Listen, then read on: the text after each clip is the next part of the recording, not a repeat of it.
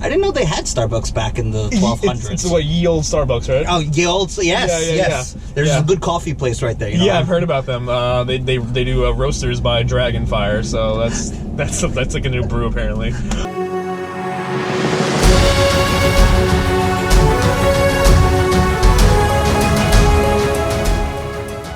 Alright guys, welcome to another episode of Cars and Thrones. I'm John, and to my left, Mike. Obviously we're missing one huge portion of the group. Markin, aka Lord of Sales, unable to make it today, but he's with us in spirit. But we're here again to recap another episode of Game of Thrones. Today we are driving a 2019 Audi Q7 Premium. Audi Q7 Premium. Very nice car. We've been driving it a little bit around town, and it's a very smooth car. I can tell you this drive is very, very smooth. You know, for a 7-passenger vehicle, it's a great car. Yep, 7-passenger vehicle. It's got power folding third row. So for the kids back there, there's no need to manually lift and finagle with that back seat. So that's definitely a plus as we kind of get going here. Another beautiful standard feature is the panel roof that comes with all of them. I love this roof. Look at that! It just looks like you can stare at the sky from any seat in this car. And like Mike said, that comes standard, so that's a huge plus. Also, this car comes with Audi presets, which comes with rear cross, traffic alert, blind spot. It will stop the car if it's about to get into an accident in front of you. Automatic emergency braking. It's just all these safety features aboard, and those are standard as well. Yep, and Audi also has, this Q7 also has a 5-star crash test rating, so very safe car at the end of the day.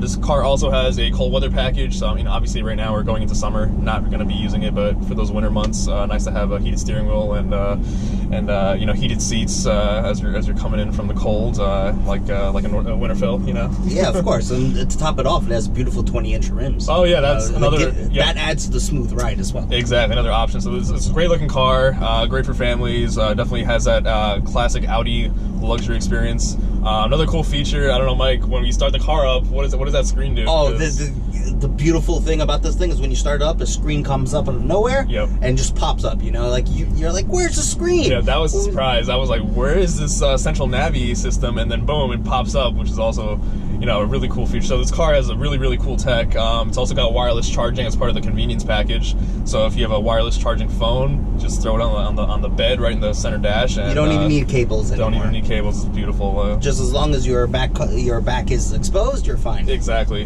So and what's beautiful about this being an Audi is it starts at 7,500 miles. That's right. So even if you do like just local New York driving, just here and there, you're good with 7,500 miles. Perfect around town. You can get this beautiful car for starting about $535 a month. Wow. And for an Audi for a 7-passenger, this is a beauty. That is a good price. All right, guys, that's a little bit about the 2019 Audi Q7. Let's get into the reason why we're here. Talk about episode 4 of Game of Thrones. Episode 4. 2 more episodes remaining at this point. Yep. And Markin is usually the pessimistic one in our group. I tend to sway a little bit more on the optimistic side. I don't know. This time I may actually lean towards him. It was not very eventful. I mean, there are some parts that were pretty good. Yeah. But I think it was just a very slow, boring-ish episode. Yeah, I'm kind of beginning to see why Markin has been frustrated all season. I've kind of given it more of a chance in terms of like the plot development, character development, tying up loose ends, setting the table, as Markin likes to say. But yeah, this episode was just a little bit of a letdown. I didn't like the pacing of it. I felt like they spent too much time in certain areas and sped up other areas where they should have spent more time in. So that banquet was just way too long. Yeah, it did not need to be. What was it, like 40 minutes? It was so long. I mean, yeah, it's nice to see characters interacting and that, but we don't have time at this point. We need to get going. We need to there's only, like Mike said, there's only 2 episodes left. We need to, every minute counts. So we need to really have a better sense of where we're headed. We need to tie up old loose ends. We don't need more Hound and Sansa talking, or people marveling over Jon Snow's battle accomplishments. I'm convinced what's going to happen is, I don't know, they're just almost out of storylines. That there's just so much they can talk. You're going to see they're going to omit a lot of storylines. I think so. I think we're not going to see as many. We're not going to get as many answers as we thought we would or hoped that we would. I think right now they're just trying to tie up who's going to go out, who's going to be on the Iron Throne, who's gonna die at the end of the day, but some of these other things like the prophecies, the prince that was promised, things of that nature, I don't know if we're gonna ever see those come to fruition. Oh yeah, Jaime and Brienne finally, after what seems like seasons and From season 2. Yeah. Everything was based off season 2 to now. So that was a long ago. They finally got together. You know, obviously Jaime felt a little bit threatened by Tormund, which is hilarious. You sound like a jealous man. Tormund got his heart broken. He's fought. Yeah, you can almost see the tear coming down his eye. Oh no, Tormund, no. He's like quivering, like.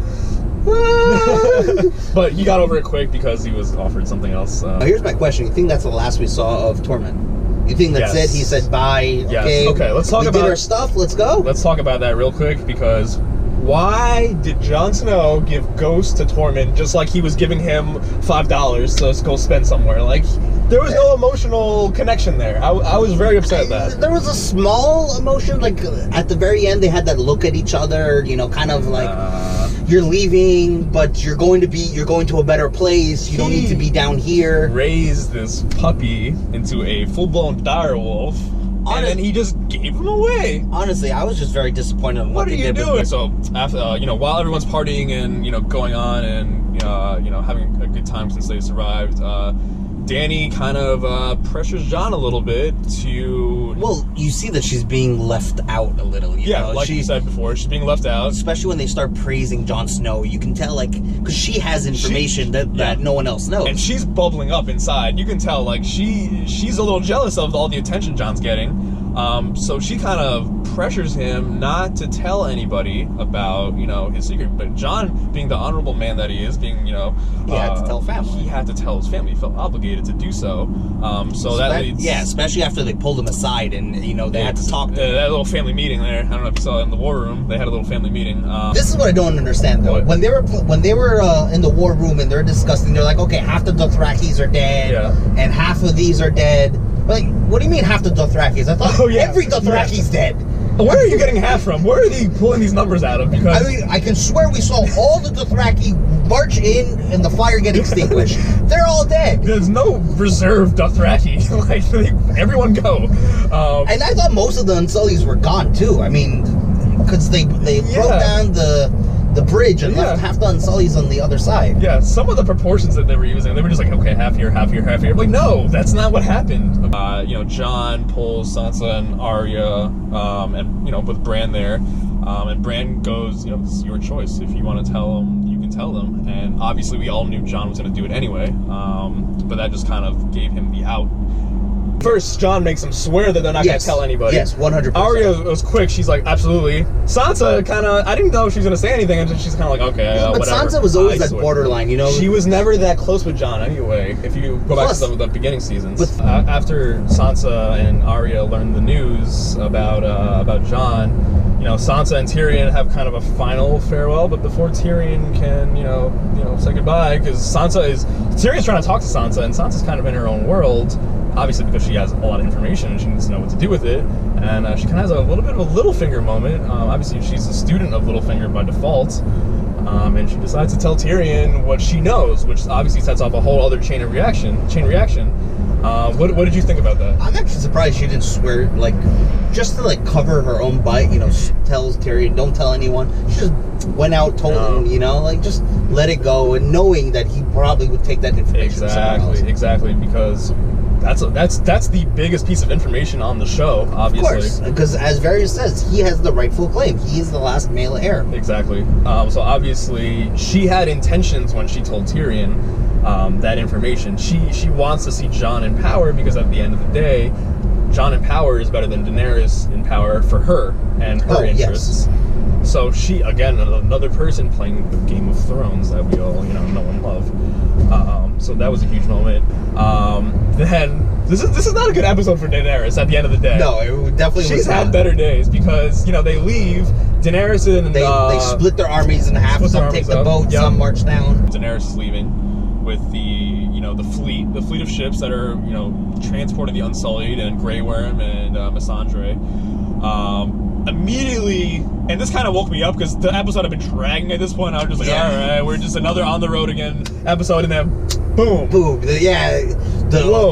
you had all those ballistas that came flying, took out Rhaegal. Scorpions, yep. Now the question is, Rhaegal actually dead or not? He's dead. There's no way. He took like 4 huge spears to his took it through the neck, the tail, face, the body. Like, he's done. He's done. And I think that's been confirmed, more or less.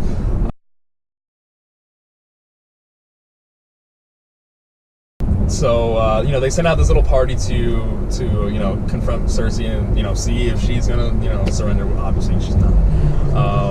Whatever, they had to do their due diligence. Can you just imagine she surrendered? Okay, here's the crown. Okay, Game of Thrones show's done. That's it. Dany wins.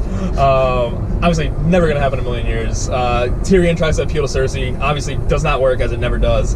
And at the end of the day, Cersei gives the order to the Mountain to you know, behead Melisandre. And before that, she says, you know, any last words, and Melisandre thinks about it for a second and just says Dracarys, which means, you know, burn the wall, which was very Mad King-like, because he had a, you know, another burn them all moment.